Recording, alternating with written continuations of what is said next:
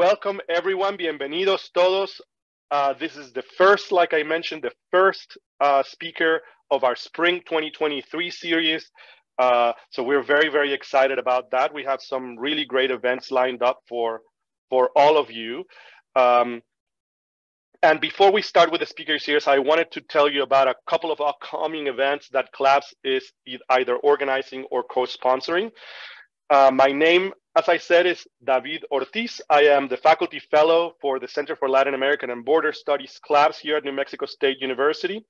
One of the events that we are co-sponsoring here is the first binational conference on mental health. This is going to happen on the 27th and 28th of March of 2023. You're seeing here the poster for that particular event. It is a binational effort from Tecnológico de Monterrey, UACJ, la Universidad de Durango en Ciudad Juárez, UTEP, NMSU, the College of Health at NMSU, CLABS, and many others, Rodmenas, Paso del Norte Health Foundation, and many other organizations. So governmental and non-governmental organizations and universities on both sides of the border are together trying to organize this first binational mental health conference. So please join. We will start advertising this in all of our social media after the event today. So if you're interested in our social media, please follow us. You will see right now up here in the chat all of our social media, Twitter, Instagram, YouTube, and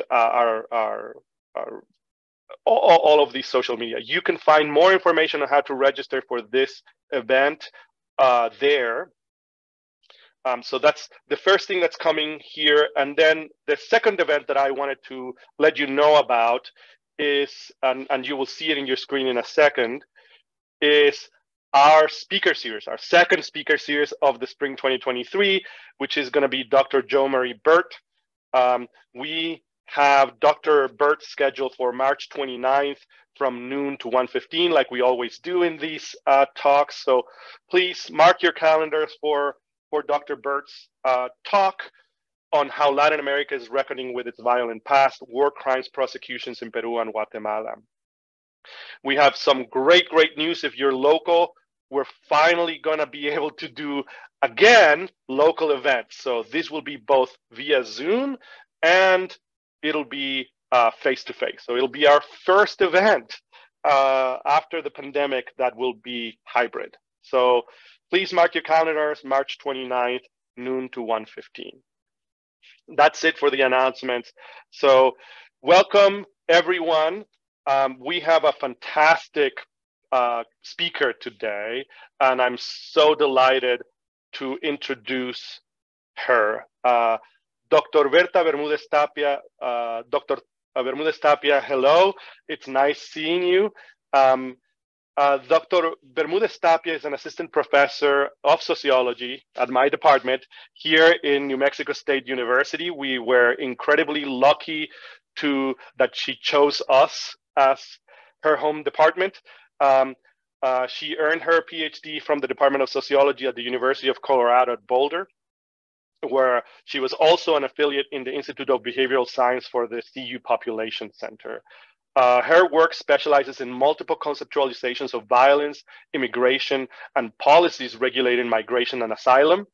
Her areas of research and teaching expertise include international migration, race and ethnic relations, the social dimensions of immigration policy, U.S. Mexico border relations, undocumented migration, and qualitative research, including visual methods. Her research focuses on two main areas: the impacts of state power on migrant and border lives, and the production and reproduction of violence, especially on the U.S. Mexico border. She specializes in ethnographic methods, but has also been trained in various quantitative and analytic approaches, and has used drone and camera images and photographic evidence to create interacting mappings that record sites, forms, and conditions of migrant camps. We have the honor of having her present some of her seminal work on the migrant camps in the U.S. Mexico border. So without further ado, it is my honor to present Dr. Bertha Bermudez Tapia, and her talk would be the rise, endurance, and fall of refugee camps on the U.S. Mexico border, a case of a sociology of border violence. Dr. Bermudez Tapia, please, you have the stage. Thank you so much, David. Let me, I'm going to share my screen now. Okay.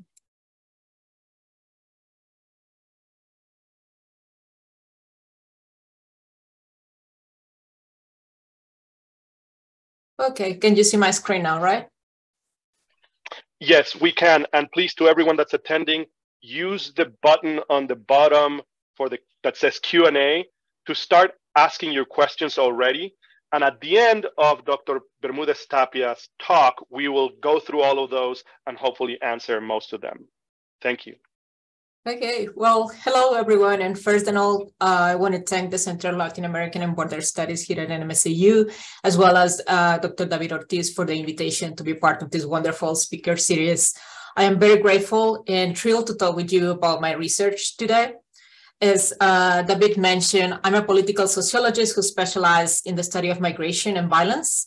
I identify as a feminist and race scholar, and my research agenda includes publishing work deeply committed in understanding and addressing inequalities through the use of decolonizing methodologies. On my ethnographic work, additional to standard techniques, I also engage with the use of participant photography and drone footage to create these interactive mappings that record sites and conditions of shelters and migrant camps. In my research, I approach violence as a complex process that uncovers previously unrecognized violent effects against migrants. As a whole, my work contributes to the fields of social and institutional violence, migration, refugee studies, and immigration policies by enhancing the understanding of connections between racial immigration policies, clandestine migration, and a global humanitarian crisis. So today I will talk to you about how violence is produced at the migrant camps on the U.S. Mexico border, and I'm going to try to walk you through the different policies that have created these migrant camps in the first place. So I want to start with this image of this architectural landmark known as La Puerta Mexico, who has been a silent witness of the rise, endurance, and fall of the Matamoros migrant camp. This camp was the largest on the U.S. Mexico border, located across Brownsville, Texas, in a very small plaza in front of the Gateway International Bridge. I conducted fieldwork in the Matamoros camp from the day the first disoriented families arrived until the day it was dismantled. So what I'm going to do is, using the immigration policies that negatively impact the asylum process as a time frame of reference, I will show how mentoring, the migrant protection protocols, and Title 42 become breeding grounds of the rise and the exacerbation of systematic violence on the U.S.-Mexico border. So the humanitarian crisis at the border is part of a long process of racial discrimination based on the power of delimitation through exclusion and empowerment through inclusion, as stated by Goldberg. So that situation is part of a global socio-political phenomenon intimately linked to a state of exception, as defined by Giorgio Agamben, declared by the post-September 11 political leadership. So a provisional attempt that has become a permanent practice, where Western territorial states have progressively implemented cruel immigration policies and asylum policies. So we are going to have these three global processes that have slowly turned the United States and Mexico border into a hardened and militarized area where two forces are going to converge. So we are going to have Washington border enforcement campaign to stop immigration, and an ongoing war against the drug cartel's domination in Mexico.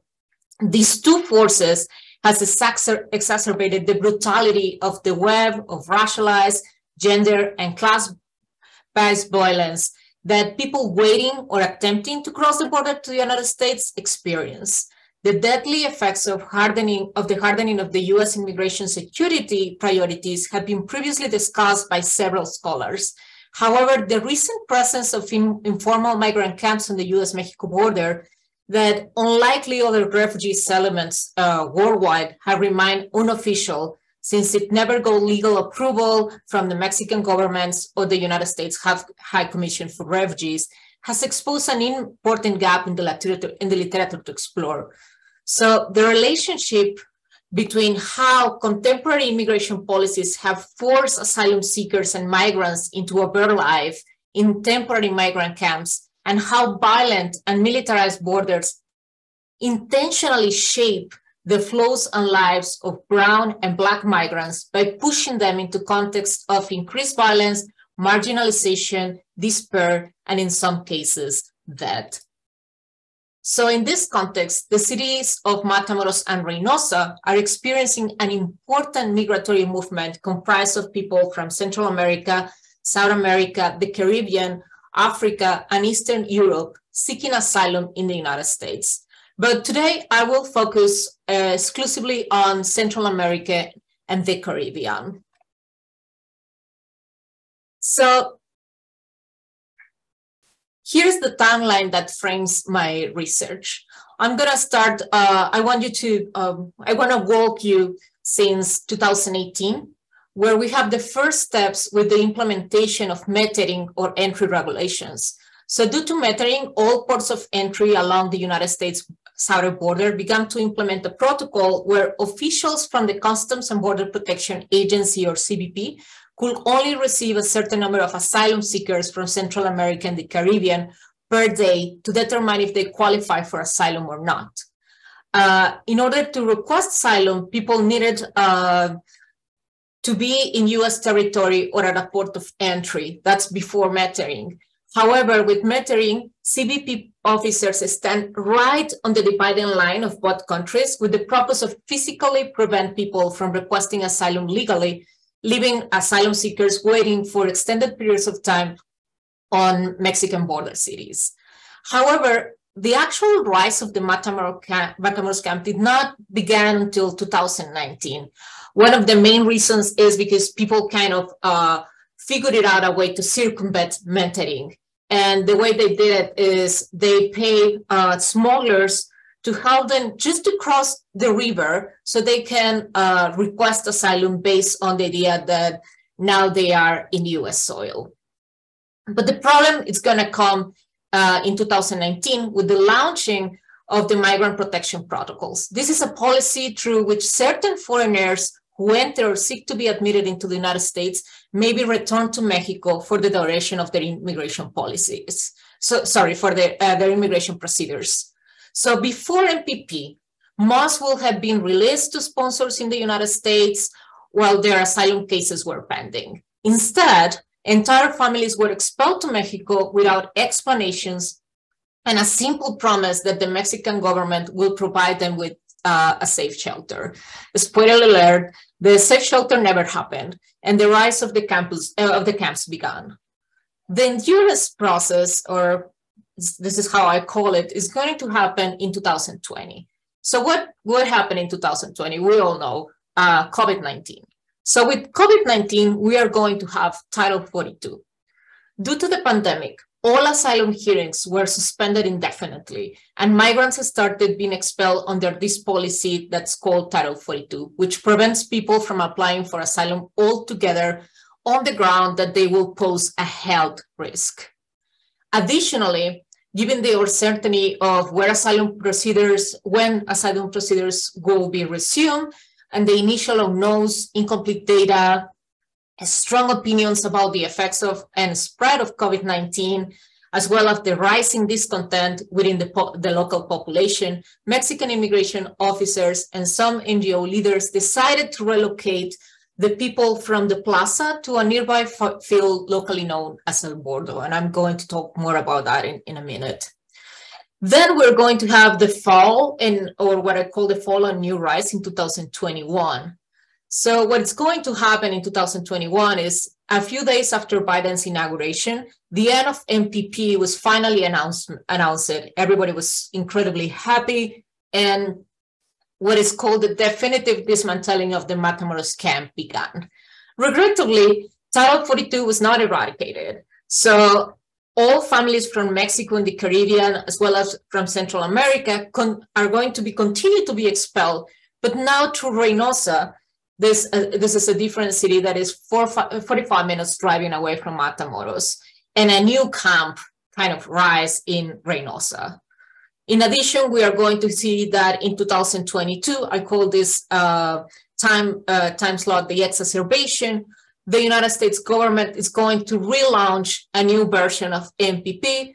Title 42 is going to be still in motion. And today we are starting to see the effects of the new policy implementations from the Biden administration, including the use of the mobile service application called CBP-1, that has become the only way certain migrants seeking entry to the United States can submit necessary information to CBP prior to their arrival.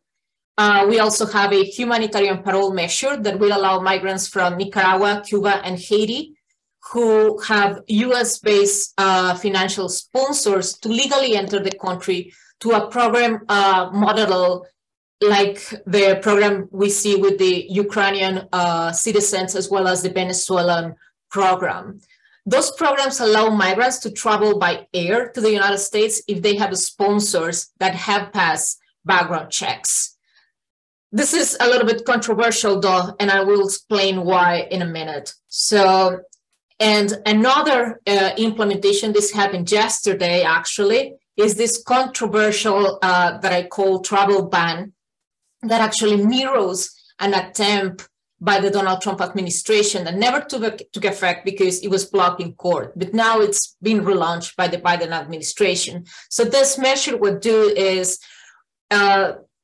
it's not kind of a total ban, but it's going to impose severe limitations on asylum for people of any nationality except Mexicans who do not have to travel through a third country to reach the United States. So everybody who has to reach a different country of their own, it's going to be targeted by this travel ban. And I'm going to explain about that in a minute as well. So the framework of my study is, I call it a continuum of violence as a widening web. And it's because everything that's going on in these camps is it's incredibly complicated. And it happens also in this concept of a continuum of violence. So the idea of violence that I adopted from Shepard, Hughes, and Beauvoir definition of violence. So they define it as a slippery concept that is not linear, productive, but it's also destructive and reproductive at the same time. Based on their definition, I propose an analytical framework that recognizes a nonlinear representation of violence, where the different social dimensions and representations of violent effects are going to be interconnected. In terms of the continuum, I use the idea of the continuum of violence as is anchored on feminist analysis of women living in refugee camps and zones of conflict to illustrate how power, relations, and gender links violence at different points on a scale reaching from the personal to the international. So this concept emphasizes continuity between relations and events, making a great emphasis in understanding that violence flows through all processes of peace and war, but also pre-war and post-war. So this violence doesn't stop when war stops. And then I put all these together in a web.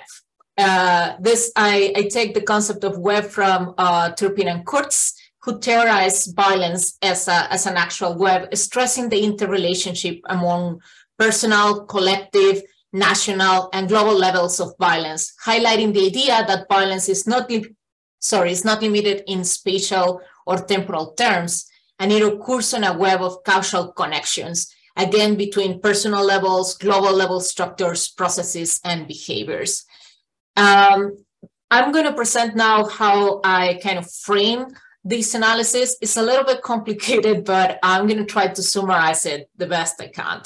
So although a neat disaggregation of the different sources of violence that are experienced and perpetuated in migrant camps cannot be completely exhausted, I break down different forms of violence that are inflicted, perpetuated, negotiated, or reshaped on migrant camps. So following the work of scholars such as Cecilia Menjivar, Abrigo, Boat, Slack, Reese Jones on immigration and violence, I categorize the most predominant types of violence, funneling them into a structural, symbolic, political, legal, and everyday violence as frameworks of reference. From there, I discuss other specific forms of violence, such as poverty or income inequality, racial inequality, gender violence, cartel violence, family separation, and restriction of asylum, as well as interpersonal and domestic violence, amongst others. This approach is not looking to uncover which of these forms of violence are more dangerous, but to see how they are mutually connected and how they constitute and establish links among them. Additionally, I created an analytical network framework based on acts of individual, collective, clandestine, and state violence. So at the macro level, I analyze generate laws and practices that are coming directly from the state. For example, immigration control, border enforcement, security policies that are exercised specifically by the United States and the Mexican governments to perpetuate acts of social, legal, and political violence against migrants. At an intermediate level, I adopt the definition of De La Porta of clandestine political violence, and I include cartel forces as collective actors of clandestine violence. So the thing is that inside the camps, cartels actually exercise power and authority beyond and within the state system. So it was hard to place them in as a macro or as a meso player in this framework. So that's what I selected, this macro meso level to study cartel forces. Then at the meso level, I identified two different groups of actors. First are the non-governmental organizations involving humanitarian work in the camps, and also sporadic hate groups that perform acts of racial and xenophobic violence against migrants. Finally, at the individual level, I focused the analysis of asylum seekers based on locals, that's residents from Matamoros or Reynosa, NGO workers, like directly talking to them, not as representatives of the NGO, but as like human beings, and the volunteers who also work for the NGOs. So this is how this looked like. And so this is how I brought together the idea of the continuum of violence in my analysis. So I have the pre-migration, inside the camp, and post-migration processes, emulating what I mentioned before about the peace, war, pre-war, and post-war kind of timeline in the continuum. And I also use different levels of analysis to examine the interrelationship among personal, collective, national, and global levels of violence with different forms of violence that identify across the migration journey. About my methodology, as I mentioned at the beginning, I decided to advocate for an ethnographic approach that will question power in relation to the production of knowledge. So in this spirit, and inspired by feminist scholarship, I decided to engage in an ethnographic work based on something that it's called activist research agenda. And this is just a method through which you affirm a political alignment with an organized group of people in struggle and allow dialogue with them to shape the research process. That means I was in constant communication with the people I was working with, so they can see the results of my work, and I can have like constant feedback from them, and including their points of views, and not just what I think is what's going on. I engage in 4 different ethnographic techniques. The first 2 are classical participant observation in everyday life. I also conduct interviews that I divide into formal interviews and some of not a little bit of unstructured interactions. In total, I did 2.5 years of observations and 70 formal interviews, plus the multiple unstructured interactions that I have. Additionally, I engaged in the use of ethnographic photography and drone footage. The use of these two techniques were central in my data collection and analysis. I use photography as a means of gathering and presenting ethnographic information and insight. As Haber states in his book, Image-Based Research, images allow you to make statements which cannot be made by words. And the world we see is saturated with sociological meanings. Thus, these images enlarge our consciousness and possibilities for our sociology. So about, for example, ethnographic photography. So this photograph that you're seeing right now is an example of how important for me is the use of photography. So this first photo was taken in May 2019, a month after Esperanza, an asylum seeker from El Salvador, was sent to Mexico under MPP. So given the scarce of food supply, families began to build primitive clay ovens to cook their own food, trying to be less dependent of the aid of NGOs. However, clay ovens were the first step in a more complex organizational process. So the next picture was taken in December 2020, after COVID-19 and the process of camp endurance that I mentioned, where no one knew for how long they will be waiting. So this is Esperanza's stand 1.5 years after. It's the same person, the same site, but 1.5 years after. So these two images are faithful representations on the evolution of this space and infrastructure as forms to mitigate violence and lasting temporariness in migrant camps. In terms of drone footage, because of the use of aerial photos, I was able to capture detailed context of the growing progression of the camps over time. With this, at the time of the analysis, I was able to identify changes in infrastructure, the use of different materials to improve housing conditions, and even population density every month.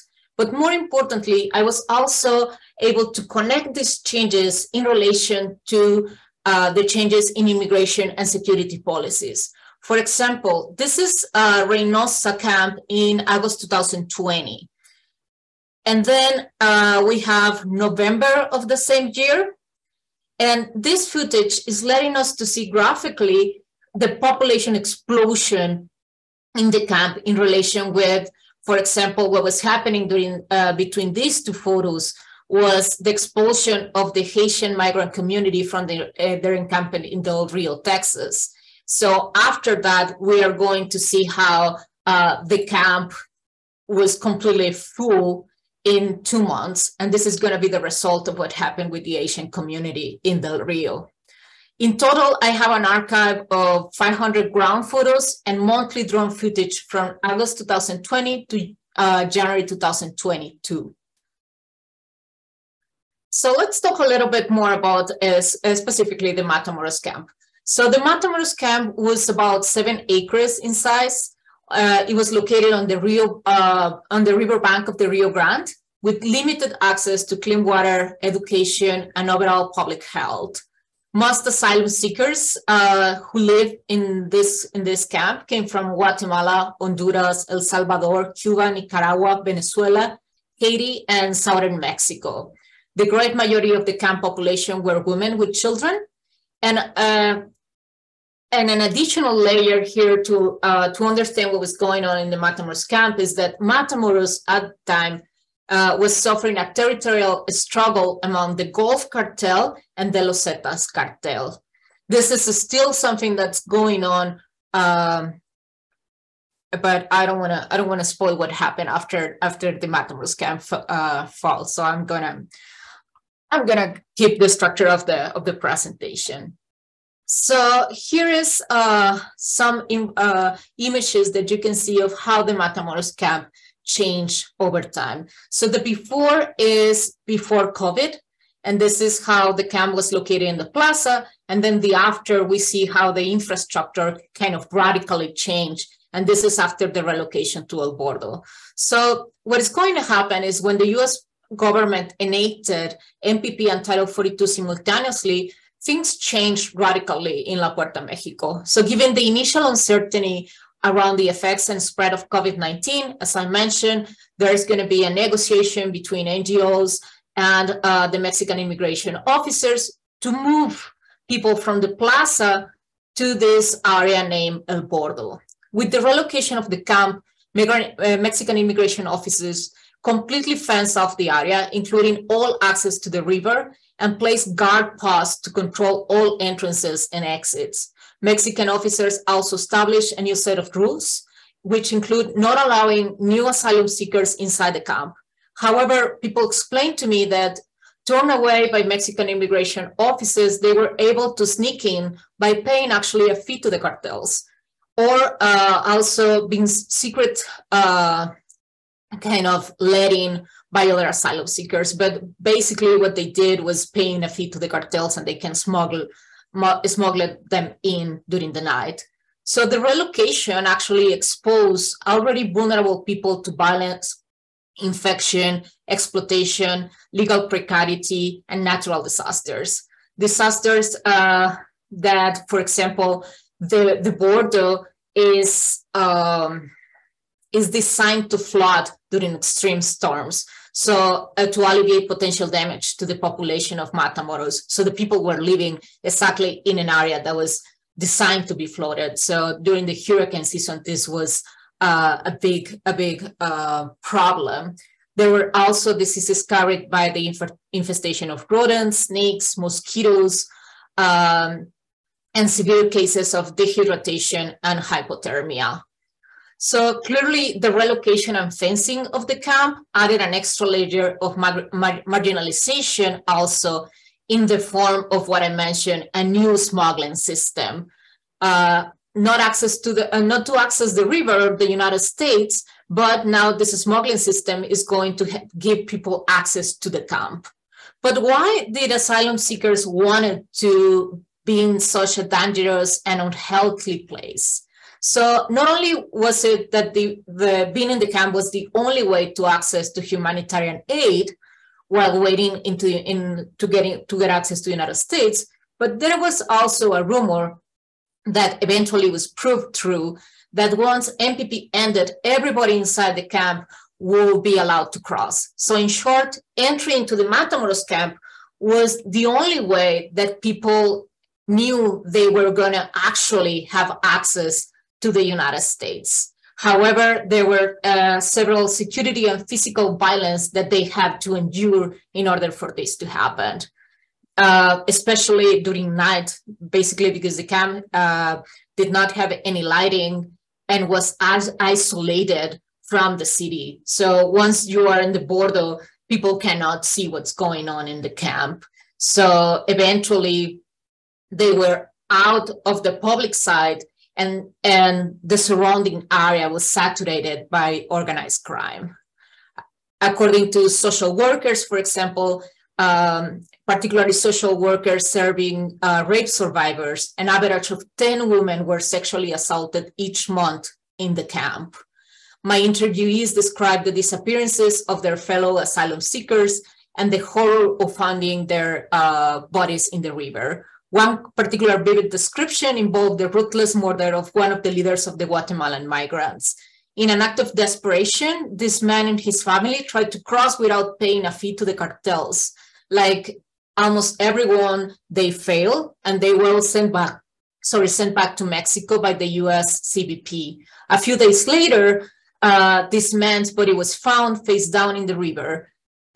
This was a message to the other residents of the Matamoros camp that there were consequences of crossing the river without paying the fee to the cartels. As somebody in the camp told me, at first we start putting crosses to remember the dead, but we have seen so much death and suffering. Now we prefer to think that missing people are safe, that they went back to their countries because the alternative is too painful. These are the words of Marina. She's an asylum seeker from Honduras, and she actually walked me through the edge of the river, and we stood at a group of crosses, each bearing the name of someone who has drowned, whether because of the dangerous currents of the Rio Grande, but actually eventually because of the hand of the cartels. This is more images on how the camp changed in 2 years.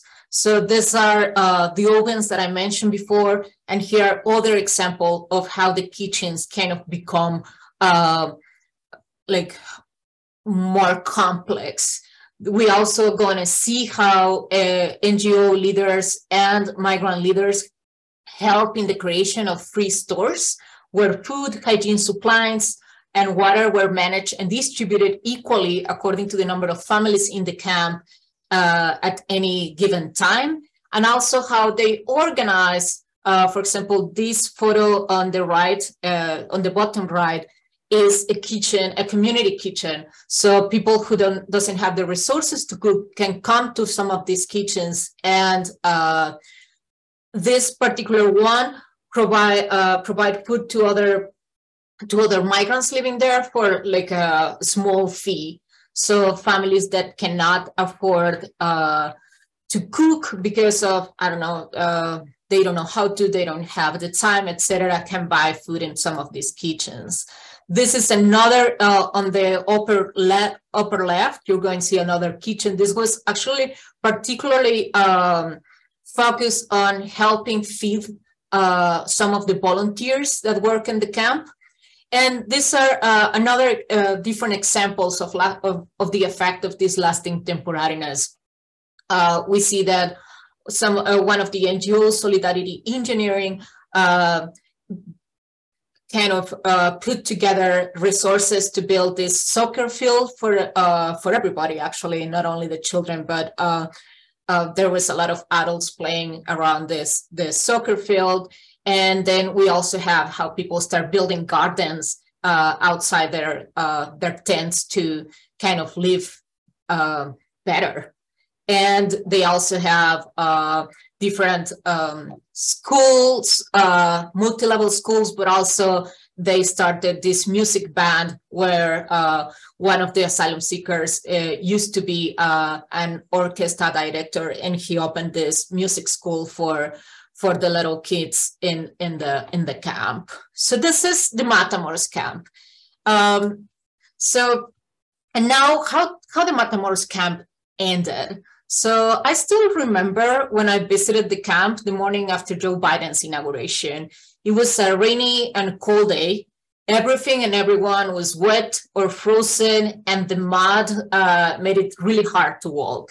But the camp was vividly, and people were jumping in excitement. In fact, immediately upon entering office, the Biden administration announced the end of MPP.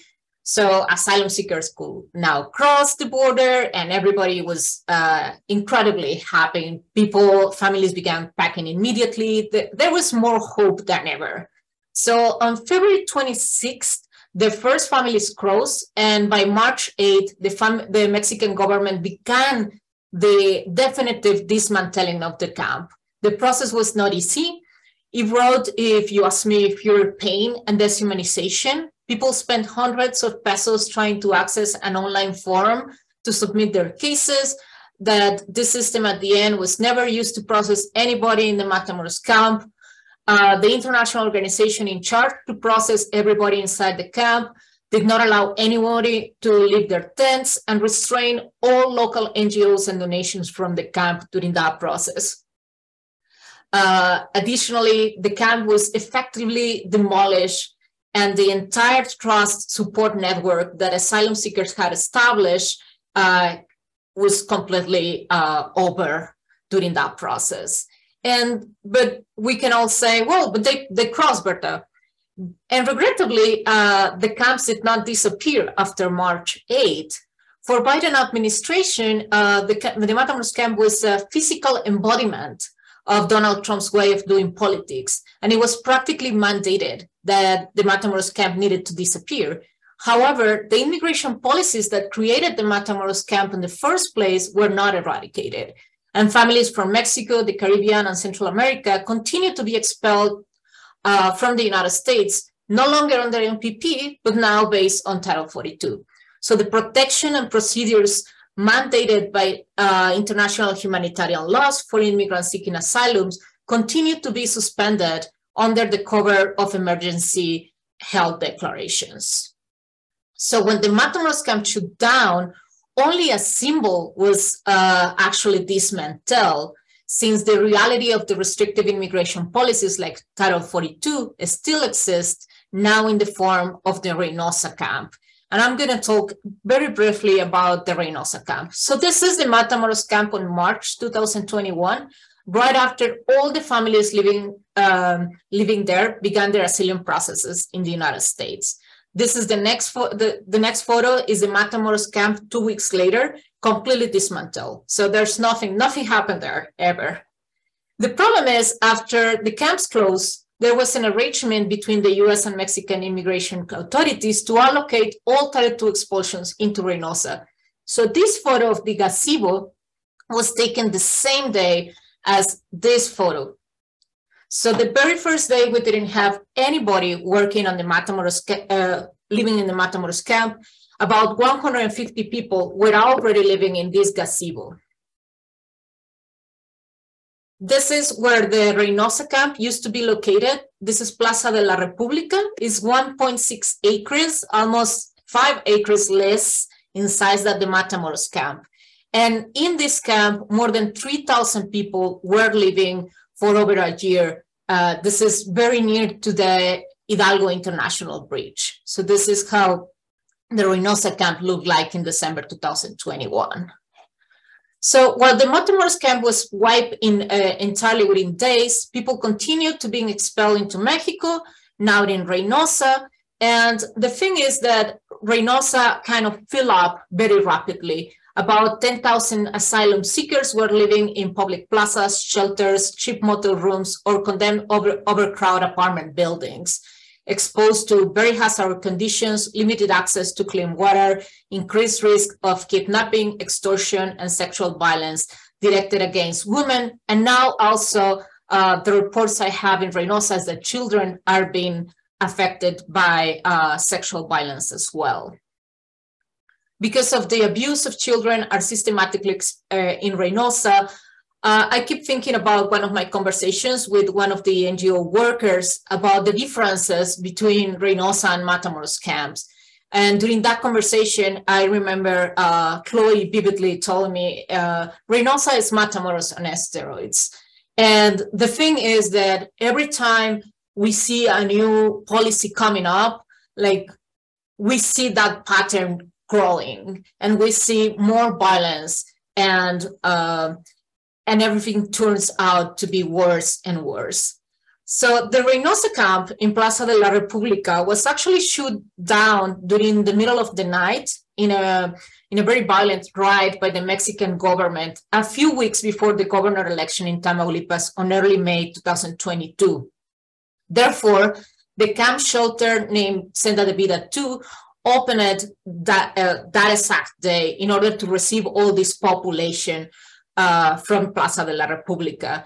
The problem is, rushed by politics, the shelter was not finished, and today it still lacks of crucial services like shaded zones and a functioning sewage network or other basic services. Here you can see how the people are living without that many shades. There are more shades today than when I took these photos, but still is insufficient for the amount of heat we have in this area, reaching over 100 degrees in the summer, or the really bad conditions during the winter.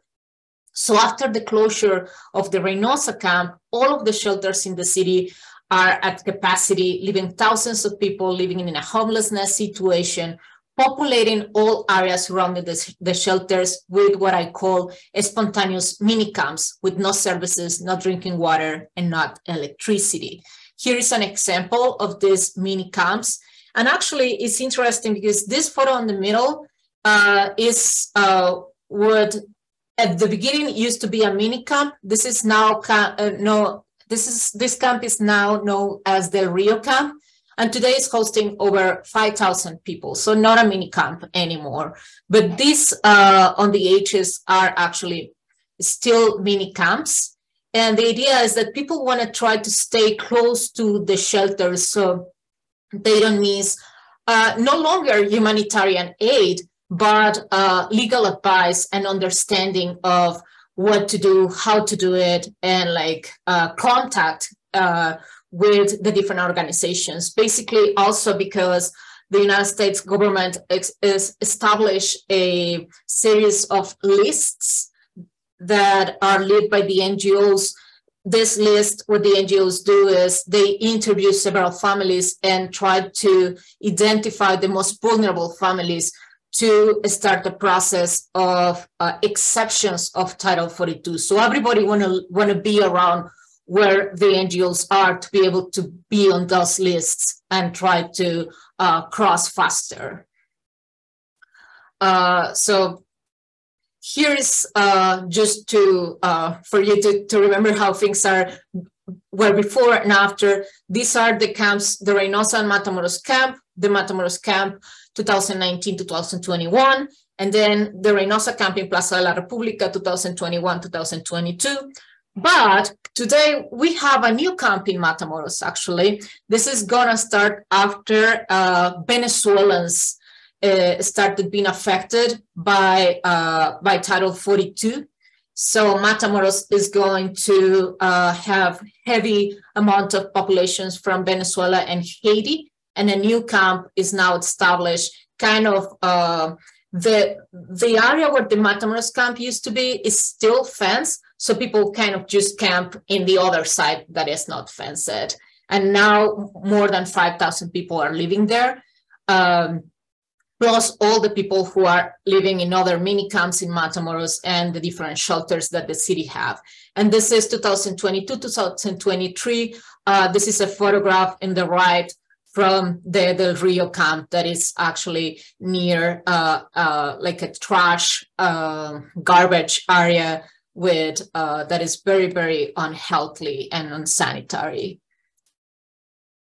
And well, I want to also include in this conversation what's happening today besides Title 42. So we are going to see that Biden's administration kind of included a new series of new implementations, policies, etc. These are going to be mostly three things that it's going to happen. The first one is this CBP-1 application. Now the CBP-1 is the only way for certain migrants to seek entry into the United States to be able to have access into the United States. So the list that I just mentioned that the NGOs used to have to collect vulnerable cases are not in place anymore, and all families need to present their cases through CBP-1. What are the problems with CBP-1? Well, there are so many, and I can just talk another 45 minutes about the different problems this app has, but the main ones is Wi-Fi access. The only way they can access is if they have a stable internet connection. If not, they just cannot process their requests. This app also has a facial recognition system. They have to take a photo, and it's kind of a smart photo that is controlled by this program. But the problem is this program is not recognizing Black faces. So almost any Haitian asylum seekers are being able to cross because the app is not recognizing their faces. It's very difficult for children because they have to have their eyes open, etc. It's also very difficult for families who have twins because the app says that the other photo is the same as the previous, etc. Another problem is there are not enough appointments. And because of that, we're seeing a trend today of family separation because families cannot have appointments together. They start the process and they say, yes, there is an appointment, but there are probably only 3 slots. And this family, I don't know, have 5 members. So at the end, when they finish inputting every single member of the family, there's going to be an error saying like, nope, not enough appointments. So what's happening is most parents are now having to make a decision and just and separate themselves so some can cross with some children and others left behind. And what is very, very worrying today, also, they are and this happened with Title 42 in the past, is families are paying so their children can cross alone and they can have their appointments as adults, and then the children just cross by themselves, with the hope that at some point in the process they are going to be reunified. But this is probably going to be very complicated. The other two things that are happening through the Biden administration is this new humanitarian parole that I mentioned, that is targeting Nicaragua, Cuba, and Haiti, as well as Venezuela, but this happened before. And the thing is, this is allowing migrants only if they submit their information on advance using CBP-1 and traveling by air to the United States. So this is basically limited who can make it, because traveling to air from Cuba, Haiti, or Nicaragua is not cheap. Additionally, most of these people are fleeing because of extreme violence. So needing to follow all these steps on advance, it's probably not a solution for this family, and they have to run fast. And the other problem is this very controversial travel ban that I talk about. So this was announced actually yesterday, and what's happening here is that the U.S. will generally deny asylum to migrants who show up at the U.S. southern border without first seeking protection in a country they pass through. So all these measures are clearly erosioning asylum protections, leading to the erasure of asylum as we know it today. So this is kind of the discussion I have. I'm running out of time. So basically what I'm trying to say here is that we have a production of violence that can get mitigated because of humanitarian aid and organization between the different migrants who are living in these camps. But the problem is that this process of mitigation kind of normalized the situation. So if people are not dying, the press doesn't care, people don't care, and this tend to exacerbate this initial production of violence, and we have a cycle. And this is the cycle in terms of this same thing, but basically thinking on the camps. So we have the rise, endurance, fall, and we keep seeing how, because these immigration policies are not disappearing, and I'm saying disappearing because those, particularly Title 42, for example, it's supposed to be temporary, and because it's not, we see new rise, new endurance, and new falls of camps, and it's just a cycle. It's not that the camps are ending, they are actually getting worse and worse.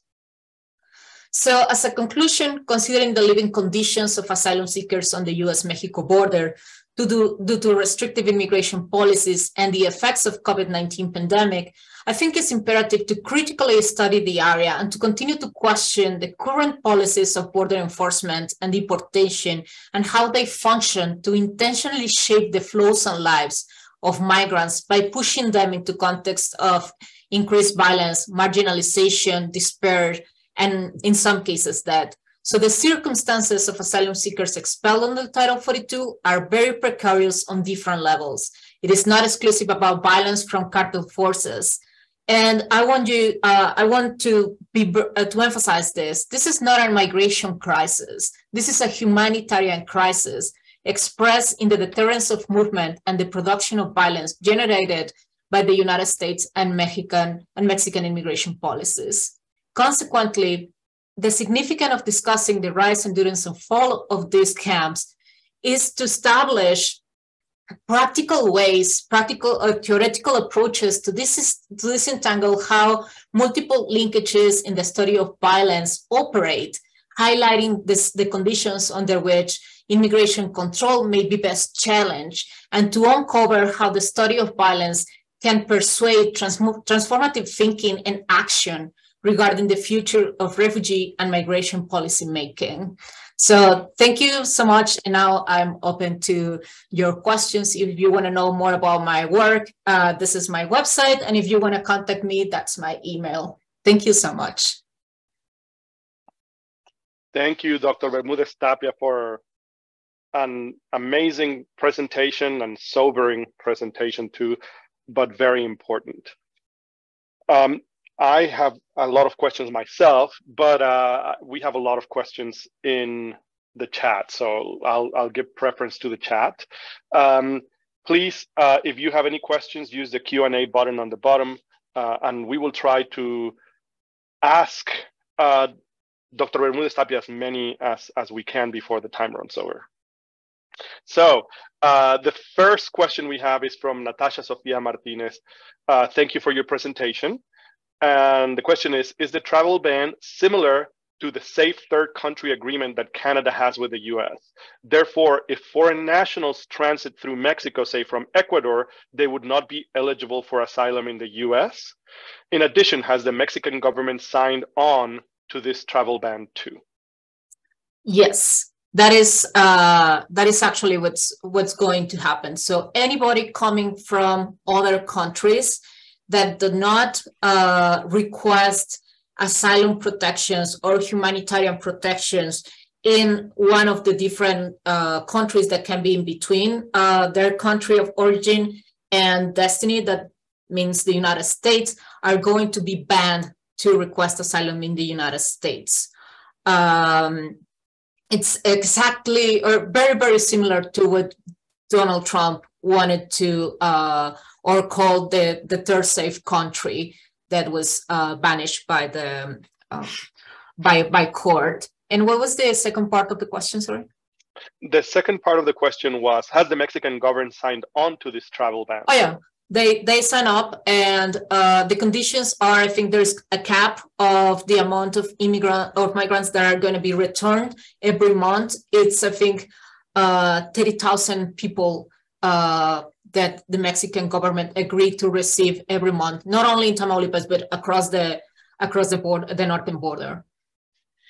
You know, it is, I think, really important to highlight here what you mentioned during the talk, right? How impossible it is for a majority of these migrants to comply with some of these. I mean, these are effective, violent barriers, like you mentioned. So can you tell us a little, can you kind of expand a little bit on that?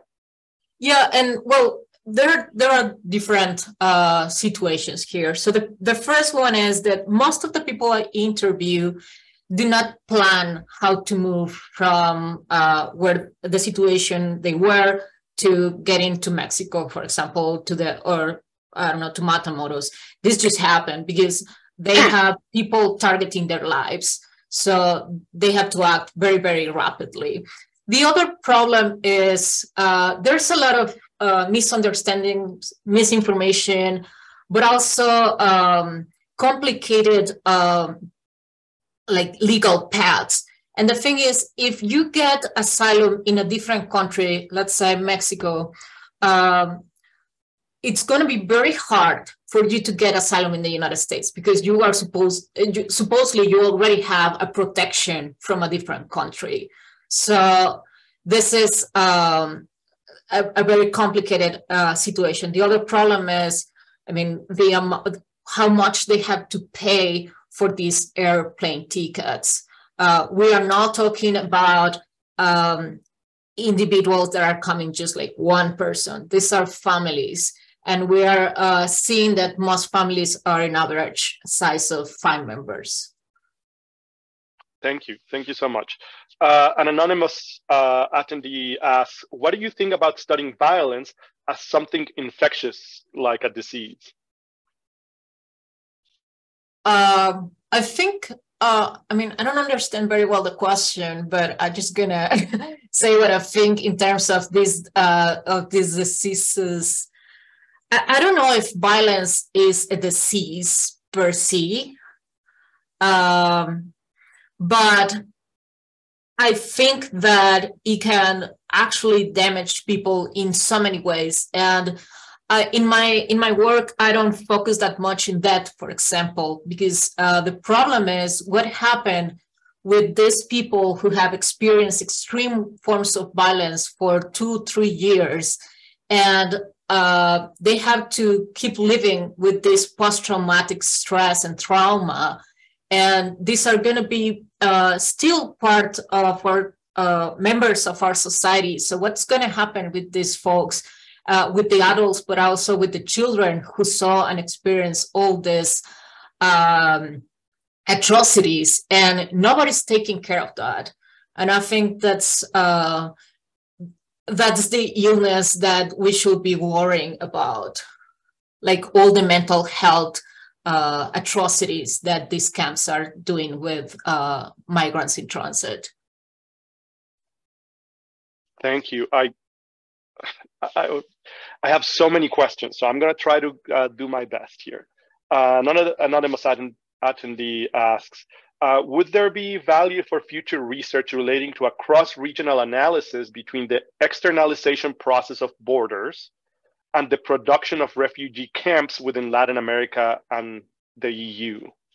The goal here to emphasize the colonial structures associated with the global migration refugee regime, or is a specific analysis of more benefit to highlight these various violent structures that you mentioned? Absolutely. I think that's very interesting. And there's some folks who are actually looking at some of this, some of what this person mentioned right now. Actually, David Scott Fields-Gerald have some work on that, and something that's called remote control techniques.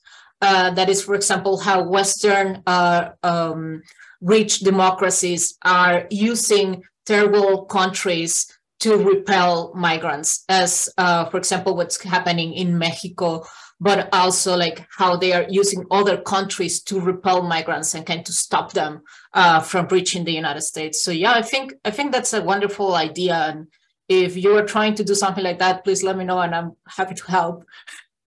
Yeah, please do contact Dr. Bermudez Tapia. One of the things we love doing here at CLABS is through these talks, we put in contact many different people with fruitful, similar research agendas. So another anonymous question, could you go into more depth about the travel ban that was announced yesterday?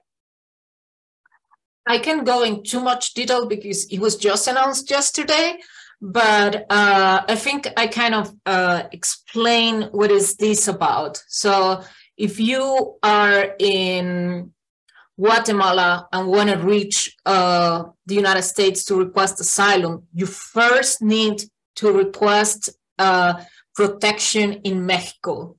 And if you are in a different country, then you need to request asylum or protection in one of the different countries that you have to pass through in order to make it to the United States.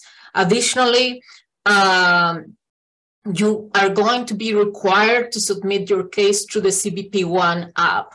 Nobody can now just show up at the port of entry, as happened before, without like a clearance and an appointment from CBP. So this is making things very, very complicated, and also erasing the idea of asylum, because the idea of asylum is that you show up at the port of entry and then you ask for protection from this country. And now this is probably going to be abolished for, I don't know, I don't want to say forever, because hopefully this is going to be turned back, but I doubt it. So this is what the travel ban means. So if you just make it to the port of entry and you didn't request protection in a different country, you are going to be banned and you cannot request asylum in the United States ever again. Thank you so much for saying that, because it really points out how it violates the whole notion of asylum. Okay, Marta Balaguera asks, thank you so much for an incredibly rich talk. My question is about the last bit that you mentioned about the normalization of violence by efforts at mitigating. I would like to hear more about how this is playing out concretely. Yeah, I have an example of that is, so one of the main problems, well, there were so many problems, but one of the most important problems that I find on the camp was this sexual abuse and raping of women.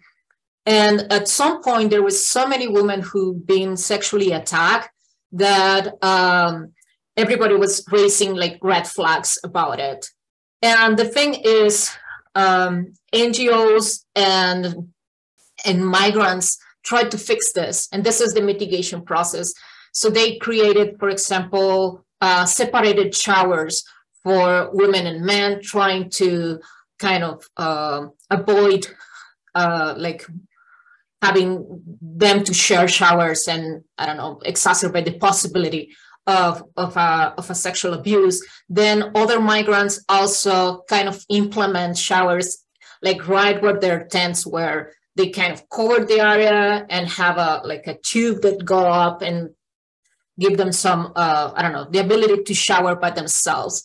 And this is very positive. I'm not saying that the mitigation practices were not well done or help the situation. On the contrary, they actually fix most of the problem or some problems. The thing is that once we don't have 10 or we don't have this like extreme situation, the attention from the outside and the media, the attention that the governments were giving to the situation kind of calm down, and the support people were having from donations from the people outside the camp, or how worried the immigration officers from Mexico used to be, kind of decline.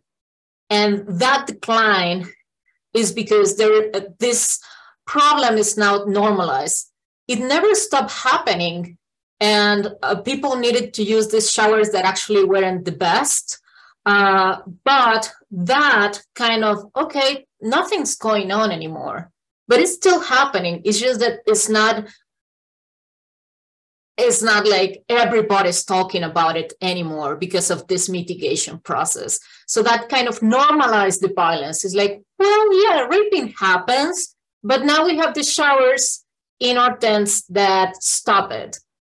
But not all migrants have the chance to have their own showers in their tents. And the ones that still use the public showers are still in risk of raping.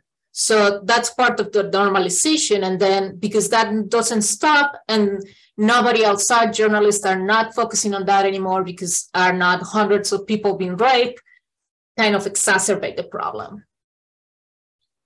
Thank you. And it is important, I want to repeat your words since you mentioned it, how in situations of violence, like you mentioned, women and children tend to end up being the more affected in war in these camps, etc. So thank you for bringing that up. I wonder if you have a special kind of project that you would like to focus on, just the gender portion of this. Yeah, I'm working on it. I have several interviews exclusively about, for example, women hygiene and all the risk of having of being a woman who menstruates in a camp. I'm working on that. That's fascinating. I look forward to it. Dr. Neil Harvey asks, thank you for your presentation and important research. Another possible measure that the Biden administration may implement is expedited removal at the border. Can you say something about this and its likely impacts for asylum seekers who do not use CBP-1 app? Yeah, and this is basically goes hand by hand with this agreement with the Mexican government that agreed to receive all these expedite expulsions.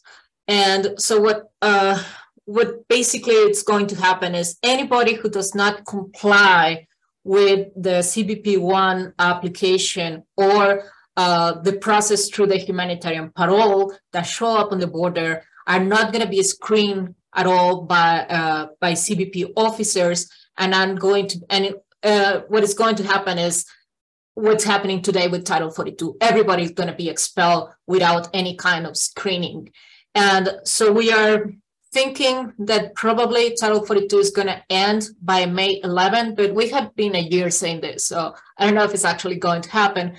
But anyways, if it actually ends by May 11, what we're seeing with these procedures, with these new procedures and these expedite expulsions, is that we are basically going to have a Title 42 model.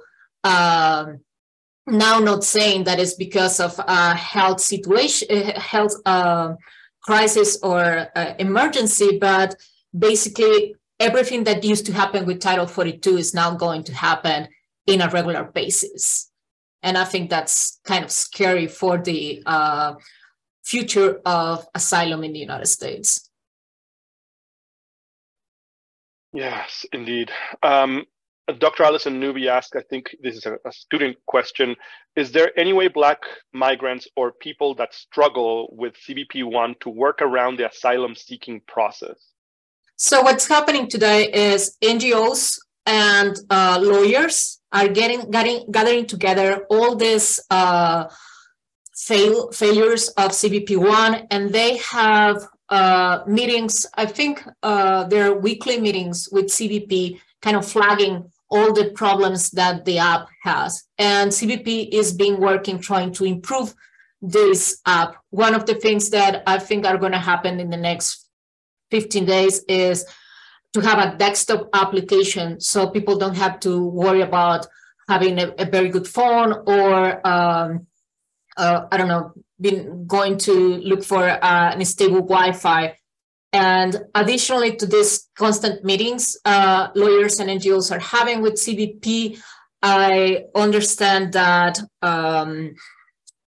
there are trainings that NGOs are giving to migrants. So groups of NGOs are going to the different camps and shelters and letting them know what are the most important problems that people are facing using the app and how they can navigate them. But there are some problems that are still not fixed, like, for example, the appointments for family members and how a group of 5 can get an appointment and without having to separate the families. This is still a very urgent issue that CBP hasn't fixed. And the response to Black faces and recognition in the app hasn't been addressed either. The response from CBP has been get better devices to take the photos. So still, some NGOs are putting like photo shoots in their offices to help for this, but this can help just, I don't know, 100 people, but we are talking about thousands of people. NGOs does not have the capacity to help every single person with this problem. Thank you. Joaquin Rueda asks, can you talk about the criteria that is used by the U.S. government which will qualify or disqualify someone besides Title 42 for asylum seekers? I'm thinking you're asking for the exceptions of Title 42. And what is the criteria is if people have like, for example, an illness that is actually making their waiting in Mexico very complicated. I'm talking about cancer, schizophrenia, there's been different illness that have been like flagged by the different NGOs saying like, okay, these people really need medical attention now, so they should go first in line. Additionally, there are other aspects. For example, if a family is being persecuted and this persecution didn't end by leaving the country and they are still in danger in Mexico, that's something. Or it's very, very recurrent that we are going to have kidnapping and extortion from the cartels to the people who are in the camps. So people who have been kidnapped, they are probably going to be first in line because of that. But it's the very first thing that NGOs are looking at is if there is a family member who needs medical attention, urgent medical attention. Thank you. I'm trying to get through all the questions. We still have 3 more, so I will definitely get through them. Hopefully, if you all want to stay with us, and Dr. Bermudez Tapia, if you kindly want to or have time to stay with us. Sure, no problem. Anonymous attendee asks, hello, thank you for your presentations. The statement made with the photos are powerful, just as you said. Could you speak to the importance of the crisis of the migrant camps to politics in Mexico on a national scale? Is it seen as more of a humanitarian crisis there, as opposed to our view of it as an immigration issue? Yeah, so when I say this is not a migration crisis and it's a humanitarian crisis, is because really what we're seeing here is a backlog of people that haven't been able to cross for now about 2 years. So the problem is how people are waiting. This is not just you have to wait for unlimited time, but also in what conditions you are waiting. And I think that's the most important thing that we need to question here. And the limited paths to access legally to the United States. Here, we are not talking about economic undocumented migration, people who want to migrate because they have networks in the United States that are going to help their families in Mexico or in other countries. We are talking about people who are fleeing because of violence, because of persecution, because if they stay in their countries, they probably gonna die. So there is not options for them. I don't think anybody in those camps are there because they want to. And they all know that if they come back, things are going to be worse than how the situation is in those camps. I don't know if that answered the question. Thank you, anyway. Maria Brunet asks, muchas gracias, Doctora Bermudez Tapia, and you did get an answer to the question, so there's a lot of people clapping. Please, can you talk about the fentanyl traffic in the border, if any, being brought by the two Mexican cartels? I'm not sure that's under the scope of your study, but maybe. Can you repeat the question a bit? Sorry, I didn't. Yeah, it is. Please, can you talk about the fentanyl traffic in the border, if any, being brought by the two Mexican cartels? Oh, I don't do that kind of research. And I think it's something, but there's something I want to say about it. And the problem is the media is kind of mixing this two, and migrants trying to cross with the crisis on fentanyl that's going on.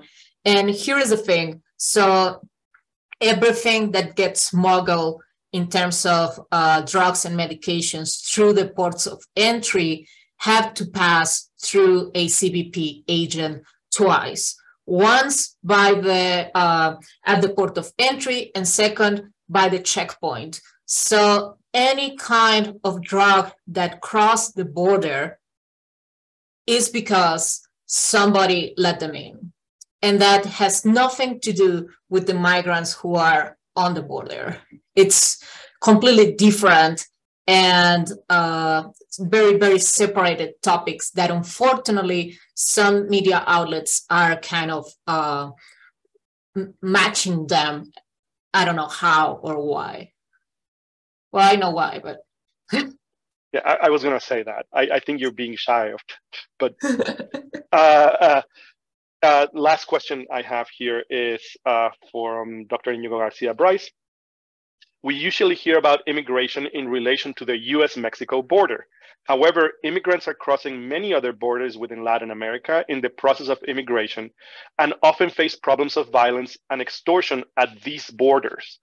Have there been any attempts to address these problems of immigration from a joint Latin American perspective, for example, through the Organization of American States?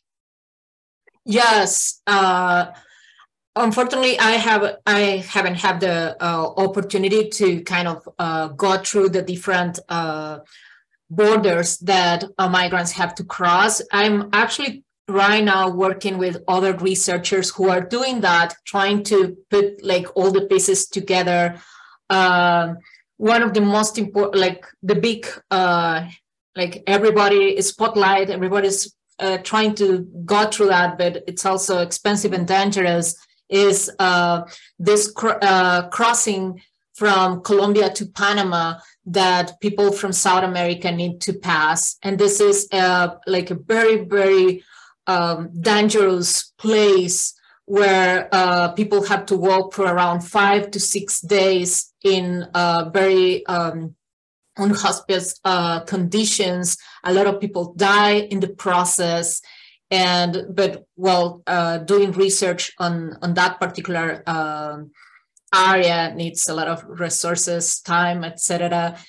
So what a lot of us are trying to do right now is joining the efforts of the people who are there and trying to collaborate and to bring a more comprehensive picture of that is not only Mexico what migrants need to cross, particularly for Venezuelans, Haitians, people from Ecuador and Colombia. It's very, very risky, complicated, and dangerous.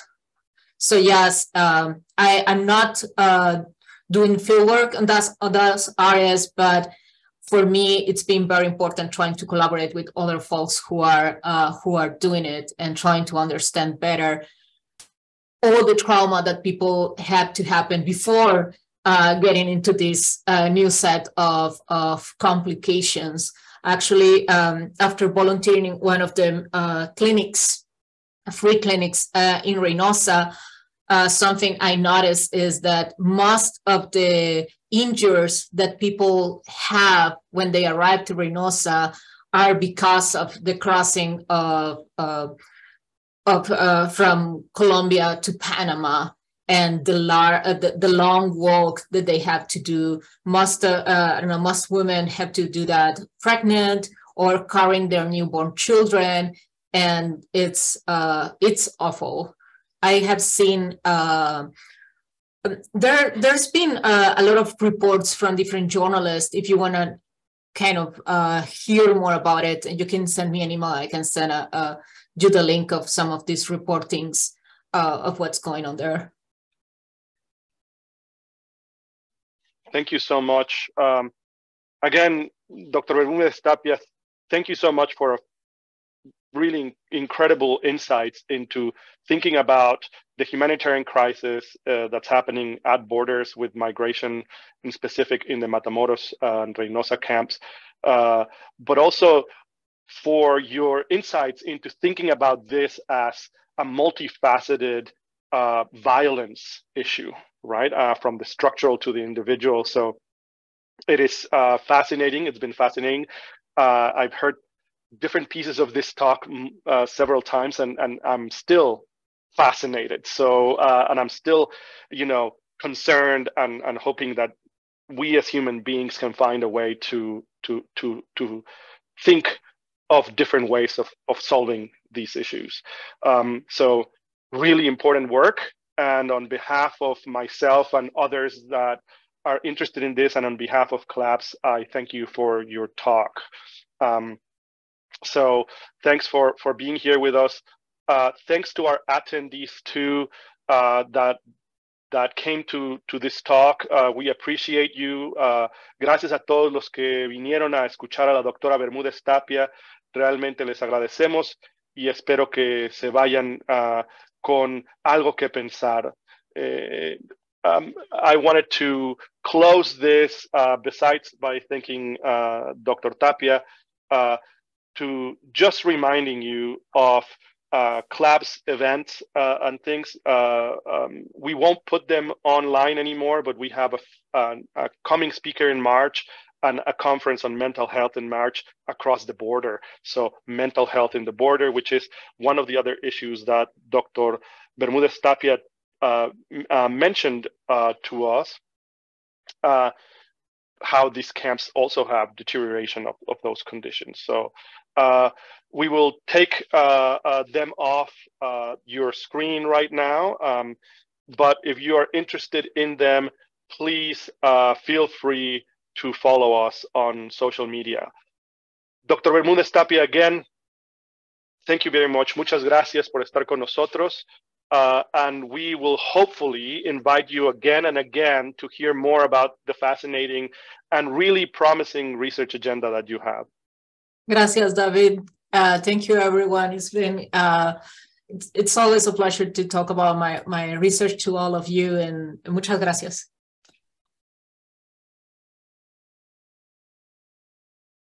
Thank you, everyone. Sorry. Have a great rest of your week, and we'll see you here in our next talk.